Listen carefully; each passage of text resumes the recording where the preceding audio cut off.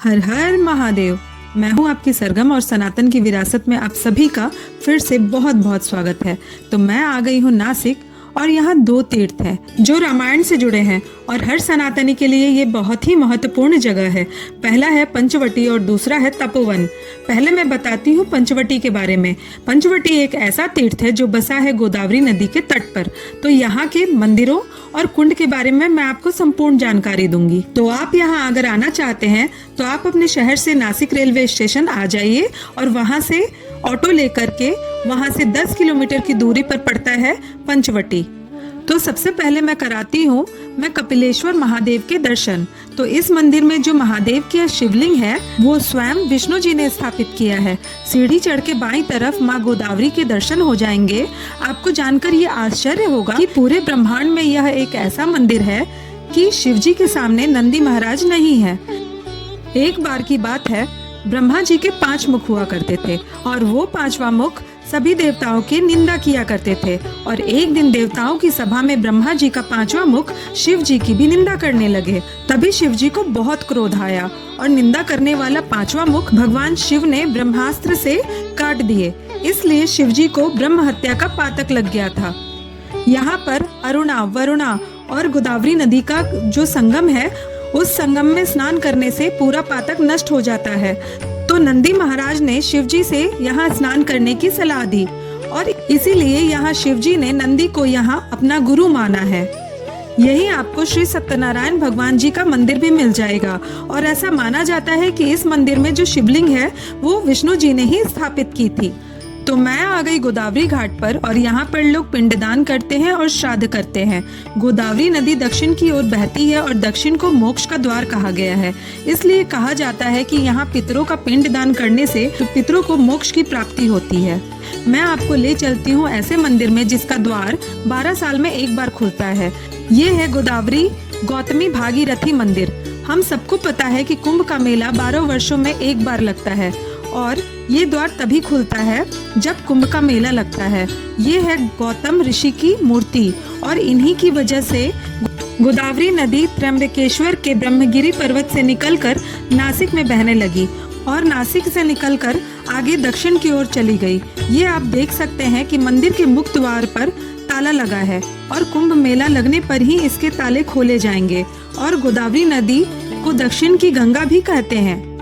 ये है रामकुंड। गोदावरी नदी अरुणा नदी और वरुणा नदी के साथ मिलकर संगम बनाती है और मैंने यहाँ स्नान भी किया और थोड़ा पुण्य भी कमा लिया।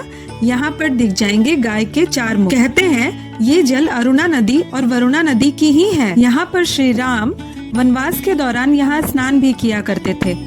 ये है राम जी के चरण पादुका जो अयोध्या की मिट्टी से बनाई गई है और ठीक इसके पीछे राम जी का मंदिर है और यहीं पर सीता कुंड, लक्ष्मण कुंड और हनुमान कुंड भी है।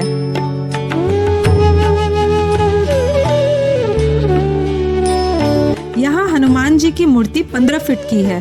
इन्हें 2 मुखी हनुमान जी भी कहते हैं क्योंकि यहाँ 2 मूर्तियाँ हैं। एक तरफ हनुमान जी दक्षिण के ओर मुख करके खड़े हैं जो राक्षस को पैरों तले से दबाया हुआ है और यही दूसरी ओर बड़े भोले से अवतार में हाथ में गदा लिए नजर आएंगे। और अब मैं पुल पार करके आ गई हूँ दशाश्वमेध घाट। यहाँ दर्शन होंगे नीलकंठ महादेव के। कहते हैं माता सीता के पिता राजा जनक इसी घाट पर स्नान करके अपने हाथों से इसी शिवलिंग की स्थापना की थी और इसके पीछे गोरा राम मंदिर है जहाँ राम जी अपने 4 भाइयों के साथ नजर आएंगे। और इस मंदिर के पीछे गणेश जी का मंदिर है जिसमें 10 भुजा वाले गणेश जी के दर्शन होते हैं। और यहीं पर है पंचरत्नेश्वर महादेव। इस मंदिर के बारे में ज्यादा लोगों को पता नहीं है।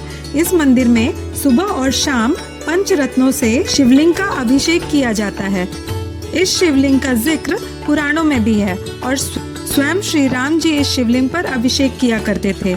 ये जो आप देख रहे हैं इस जगह को राम गया घाट कहते हैं जहाँ पर श्री राम जी ने अपने पिता दशरथ का पिंडदान किया था। और इसी के सामने बना है नरुशंकर मंदिर जो शिव जी को समर्पित है। ये मंदिर तो बनवाया मराठा राजा नरुशंकर राज बहादुर ने सन 1747 में। माना जाता है यह शिवलिंग अर्धनारीश्वर रूप को समर्पित है और ये शिवलिंग विजय का प्रतीक है। लेकिन ये शिवलिंग अति प्राचीन है। मैं जब यहाँ से निकली तो यहाँ की महिलाएं कुछ रिवाज कर रही थी, जिसमें एक दूसरे को वो सिंदूर लगा रही थी। और फिर क्या था, फिर महाराष्ट्र में आकर यहाँ के रंग में ना रंगूं, तो मैं कैसे नहीं रंगती, तो लगा दी इन्होंने भी, मुझे भी। तो यहाँ रंगने के बाद मैं लेकर के चलती हूँ आपको खंडोबा कुंड और इंद्र कुंड। तो ये है खंडोबा कुंड, जिसका निर्माण पेशवाओं द्वारा करवाया गया था। ये है आखिरी कुंड, इंद्र कुंड। मान्यता यह है कि एक बार गौतम ऋषि ने इंद्रदेव को श्राप दे दिया था, जिसकी वजह से उनके पूरे शरीर में छिद्र हो गए थे और इस कुंड में स्नान करने के बाद उन छिद्रों से उनको मुक्ति प्राप्त हुई थी और ये गोदावरी नदी तपोवन की ओर चली जाती है। अगर आप यहाँ आते हैं तो यहाँ की संध्या आरती देखना बिल्कुल भी मत भूलिएगा। मैंने यहाँ गोदावरी आरती देखी और गोदावरी माता से मैंने यही मनाया कि जो लोग भी इस यात्रा में मेरी वीडियो देख रहे हैं और मानसिक दर्शन कर रहे हैं, उनकी सारी मनोकामनाएं पूरी हो जाए। तो अब नेक्स्ट वीडियो में मैं आपको दिखाऊंगी कि सीता गुफा, काला राम मंदिर, लक्ष्मण रेखा, सीता जी का हरण स्थान, संपूर्ण जानकारी मैं आपको अगली वीडियो में दूंगी। अगर ये जानकारी आपको अच्छी लगी हो तो कमेंट में जय श्री राम जरूर लिखिएगा और मेरे चैनल को सब्सक्राइब करके बेल आइकन जरूर दबा दीजिएगा, ताकि ऐसे ही आपको वीडियो मिलती रहे। तो मिलते हैं हम नेक्स्ट वीडियो में, तब तक के लिए हर हर महादेव।